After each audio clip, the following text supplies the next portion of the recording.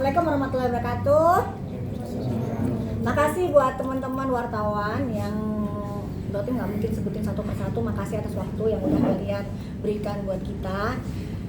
Di sini Dokter ingin mengucapkan apresiasi dan ucapan terima kasih terutama terhadap Bapak Kapolri Pak Listio Sigit Prabowo, Pak Kapolda Metro Jaya, Komjen Polisi Asep Edi, Pak Dirkrimsus Pak Edi Suranta Tepu yang sekarang juga sudah berpindah ya, Bapak Kabid Humas Pak Kombes Polisi Budi Hermanto, dan juga Bang Andaru yang selalu setia menemani.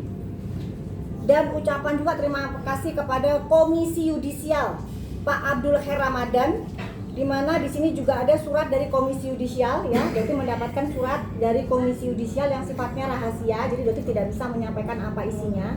Tapi di sini adalah pernyataan bahwa memang Komisi Yudisial mengawal persidangan pra peradilan dari saudara tersangka DRL yang kemarin dilakukan di Pengadilan Negeri Jakarta Selatan. Jadi surat permintaan Doktif ke Komisi Yudisial untuk mengawal persidangan itu memang dilakukan dan dikawal prosesnya seperti itu. Dan mungkin nanti selanjutnya ya kita juga akan mengirim lagi surat Komisi Yudisial untuk mengawal persidangan, karena kita semua tahu kasus saudara tersangka DRL sudah naik ke P21. Jadi sudah siap untuk dilimpahkan ke kejaksaan dan siap untuk disidangkan. Ya. Jadi seperti itu. Dan semuanya yang memang kita tidak bisa Dokter tidak bisa sebutkan satu persatu. Nah, di sini ada satu hal ya, betul. Jadi Dokter juga mengucapkan terima kasih ke Bapak Ade Syafri, Pak Ade Syafri ya. Kenapa? Karena pada saat beliau melaporkan pertama kali, pada saat itu Dirkrimsusnya adalah Pak Ade Syafri ya. Jadi memang pada saat Dokter melaporkan diwakilkan oleh Pak Adi, laporan kita sempat ditolak ya Pak Adi ya. Sempat ditolak, tetapi ternyata setelah Dokter lumayan agak keras, akhirnya diterima. Dan setelah mungkin kita gencar ngomong ya, akhirnya mungkin ada atensi khusus dan akhirnya laporan tersebut bisa sampai di detik sekarang. Nah, di sini Dokter ingin mengapresiasi kepada Pak Ade Syafri, tidak salah Pak Listio yang mengangkat Pak Ade Syafri saat ini menjabat sebagai Dirtipideksus Mabes Polri. Kenapa? Di bawah kepemimpinan beliau, ya teman-teman masyarakat Indonesia perlu tahu, banyak sekali yang sudah terbuka kasusnya dan ini menyelamatkan uang negara. Ya, contohnya nih, kasus toko emas Semar yang di Nganjuk, ya, yang diduga menjadi tempat TPPU. Korbannya, kerugiannya sekitar 25,8 triliun berhasil dibongkar oleh Pak Ade Syafri. Kasus handphone ilegal dari China, kerugian 235 miliar lebih dibongkar oleh Pak Ade Syafri. Ya, terus investasi berkedok syariah DSI juga dibongkar oleh Pak Ade Syafri. Ya. Jadi di sini memang Dokter khusus mengucapkan terima kasih kepada Ade Syafri, orangnya sangat merah putih tegak lurus. Ya, jadi Dokter berharap karirnya cepat melesat ya. Dah. Oke. Nah, di sini juga slide ya, MDP. Minggu kemarin Dokter sempat mendatangi sidang dari Majelis Disiplin Profesi. Jadi gini ya guys, mungkin kalian tahu di sini tidak ada dendam. Apapun masyarakat juga perlu tahu terhadap saudara DRL. Tapi Dokter sudah cukup jengah melihat oknum-oknum dokter yang sering muncul di medsos ya dengan teknik marketing flexing. Kita tahu dokter tuh sebenarnya tidak boleh melakukan flexing, itu sudah melanggar etika, memamerkan kekayaannya, unboxing dan lain sebagainya. Dan ini tidak hanya dilakukan oleh DRL, ini juga dilakukan oleh DRG dulu ya. Nah, jadi Dokter sudah hadir di acara persidangan MDP karena pelaporan Dokter atas dugaan pelanggaran kode etik. Ya, jadi di situ pada saat Dokter datang ke klinik Athena Palembang, Dokter melihat tidak ada surat izin praktek. Sementara saudara DRL sering mengupload tindakan-tindakan treatment di klinik Athena Palembang.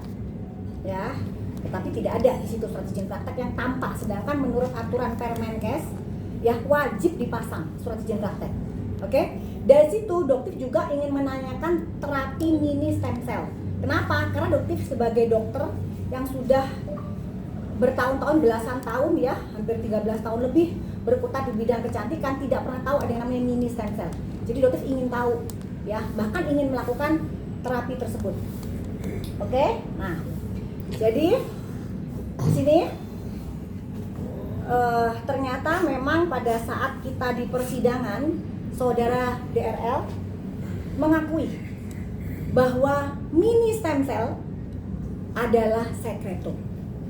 Oke ya, jadi fix mini stem cell bukan stem cell dalam jumlah yang kecil, diakui oleh saudara DRL. Oke, nah jadi di sini adalah salah satu kebohongan yang mungkin terkuak bahwa klinik Athena tidak menjual stem cell asli dengan dikatakan mini stem cell. Nah, tidak bisa dijangkau oleh semua orang. Stem cell itu harganya ratusan juta. Oke ya, ratusan juta. Jadi dengan nama mini stem cell yang dia bilang sejumlah kecil dari stem cell, berharap harganya lebih murah. Oke, yuk lanjut.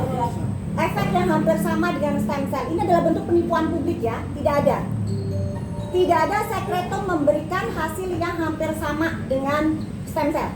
Itu jauh berbeda. Sekretum itu adalah produksi sampah istilahnya dari stem cell. Jadi efeknya juga sangat kecil. Ya, sangat jauh berbeda dibandingkan dengan stem cell. Oke, stop. Jadi stem cell itu memang betul dilakukan injeksi secara intravenous, masuk ke dalam aliran darah vena. Tetapi seperti yang dikatakan saudara tersangka DRL, mini stem cell adalah sekretum, ya. Sementara sekretum tidak diinjeksikan secara intravenous, tapi diinjeksikan di intramuskular, deltoid, di lengan. Nah, yang ingin saya tanyakan, jadi kepada saudara Reni Effendi, ya, apakah Anda sepakat atau pertama apakah Anda pernyataannya sama seperti di awal bahwa mini stem cell adalah jumlah kecil dari stem cell, yang berarti itu adalah penipuan publik, atau Anda sepakat dengan suami Anda yang mengatakan bahwa mini stem cell adalah sekretum? Tapi pertanyaan kedua, mengapa diinjeksikan secara intravenous?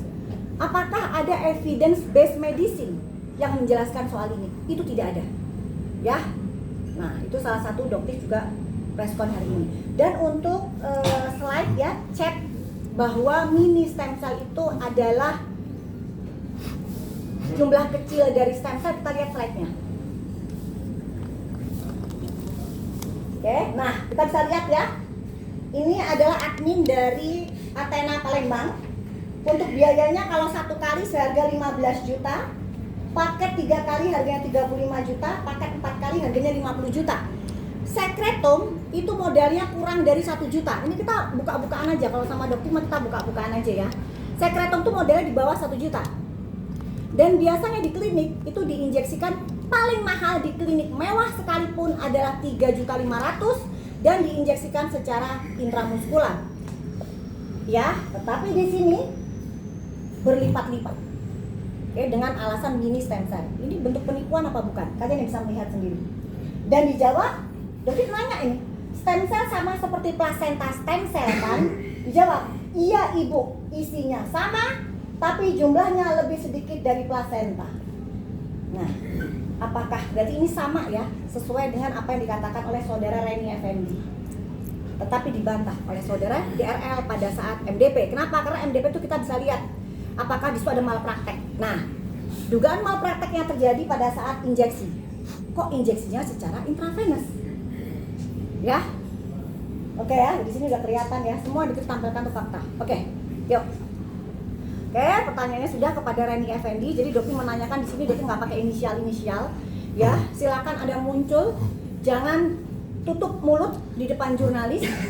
Ya, kenapa? Karena pada saat Anda melakukan treatment, menawarkan produk, Anda dengan gegap gempita, senang banget menghadapi kamera. Kenapa Anda sekarang terdiam? Oke, ya. Sekarang selanjutnya dokter akan bahas tentang salmon DNA. Oke ya. Salmon DNA, jadi sebelum kita bahas lebih lanjut ya, kita ketahui DNA salmon di rumah saja itu adalah produk relabeling dari Ripe Skin yang produknya sama seperti produk booster cell oleh DRG, seperti dijual oleh DRG. Oke? Nah, Ripe Skin ini ditumpuk stikernya oleh pihak Athena untuk menutupi brand asli. Ya. Dan Ripe Skin ini produk aslinya bersegel dan steril. Ya, jadi bersegel dan nanti kita lihat semua. Setelah 1 bulan tidak boleh digunakan lagi karena terkontaminasi. Hello, Dr. Reni Effendi. Ya, pada saat Anda mengeluarkan itu produk tersebut DNA salmon itu sudah terkontaminasi, tidak tertutup, tidak bersegel. Ya, kalau kita ngomongin masalah jarum, betul jarumnya steril. Tapi produk yang Anda keluarkan dari box DNA salmon di rumah saja itu adalah produk yang tidak bersegel, tidak steril. Artinya apa? Sudah terkontaminasi. Nah, ini yang dokter tanya, Anda dokter, ya, masa hal seperti ini aja tidak paham? Oke? Ya. Jadi jelas banget terkontaminasi. Jadi lucu sebenarnya. Satu sisi dia ngomong terkontaminasi di produknya, sementara produk itu sendiri sudah terkontaminasi. Makanya kita katakan diduga menjual produk yang berbahaya. Bukan hanya jarumnya, produknya sendiri sudah terkontaminasi. Yang videonya si DRL, oke? Ini bener-bener dokter yang bener-bener rela yang mencelakakan wajah. Ini 2 orang ini bener-bener nih, ya, DRE sama DRL ini. Jadi kita lihat sekarang perbedaannya antara yang DNA salmon di rumah saja dengan aslinya Ripe Skin. Kita lihat yang kiri. Ini adalah Ripe Skin yang tertutup tersegel. Ya, yang diimpor oleh PT Piridam. Kita lihat tertutup ya, tersegel. Tetapi yang sebelah kanan adalah produk yang dijual DNA salmon di rumah saja yang sudah terbuka, sudah terkontaminasi. Artinya apa? Ya. Jadi DRL dan DRE lebih baik yang rela mengorbankan wajah masyarakat Indonesia untuk rusak daripada kehilangan boxnya. Jadi dugaannya dokter, dia itu kenapa kok melepas tutupnya? Karena boxnya nggak muat, guys, nggak muat. Ini kah yang disebut sebagai dokter? Ya, jadi dokter katakan kenapa dokter bilang bahwa seorang DRL atau DRE itu bukan dokter, mereka kriminal. Dokter ya itu pendapatnya. Ini salah satu kelakuan mereka. Ya. Mereka rela kok mencelakakan wajah kalian. Ini kita bisa ngelihat dengan mata kepala sendiri ini. Jadi jangan ada kita bohong nanti atau lagi kubu-kubunya membela. Ini jelas terang benderang loh. Dokter kayak begini kelakuannya. Ya, ini disebut bisa dikatakan malpraktek loh kayak begini. Ya, dia rela melepas segel, dia masukkan ke kotaknya sendiri, terkontaminasi seperti itu. Dia suruh masyarakat Indonesia membeli dengan harga jutaan rupiah. Ya, oke, dah. Oke, sekarang kita lihat. Nah, jadi di sini ya, yang dokter juga tanyakan dugaan pasal 55 ikut serta dari saudara DRE. Nah, selanjutnya kita akan lihat stiker karena kita awal-awal dokter muncul kan DRL disebut sebagai duta stiker. Ya, nah di sini dokter ingatkan lagi, di sini akan ada tentang rekaman stiker, ya, yang juga dokter tanya kenapa tidak diusut oleh penyidik Polda Metro Jaya. Jadi ini bisa dijadikan bahan untuk penyidik Polda Metro Jaya. Karena kalau kita di kasus narkoboy ya, itu dicari semuanya ya. Tadi ya, dicari semuanya nih yang terlibat. Dokter melaporkan bukan atas nama DRL ya, bukan. Tapi dalam lidik. Jadi maksudnya dokter itu semua yang terlibat, yang memesan stiker, ya, yang melakukan tindakan dugaan penipuan tersebut, itu semua harus ditindak. Jadi kita tuh penindakan itu secara lengkap, konkret semuanya, komplit. Oke, kita